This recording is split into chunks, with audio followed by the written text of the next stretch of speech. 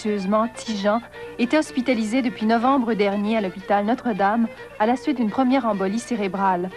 Ce violoneux de réputation internationale au coup d'archet magique est né à Lévis, près de Québec. Il a appris le violon par oreille en écoutant son père. Puis on peut pas apprendre ça puis aller à l'école en même temps, c'est impossible. Moi, mon père, quand j'étais petit, là, j'ai vu m'endormir aux côtés du violon, dans le plancher, puis me prendre dans ses bras, là, puis aller me coucher à 6 heures le matin. Parce que je travaillais après ça. Par oreille, c'était dur à rentrer là. Son père jouait du violon, mais il voulait pas lui montrer parce qu'il avait peur qu'il casse des cordes. Alors le soir, il allait chercher le violon qu'il cachait en dessous du lit, puis il jouait juste sur une corde pour commencer. C'est comme ça, il a appris tout seul en écoutant son père, tout ça. Tijan Carignan a joué sur les plus grandes scènes du monde. Devant la reine, il a suscité l'admiration de violonistes prestigieux comme le grand Yehudi Menuhin avec lequel il a joué.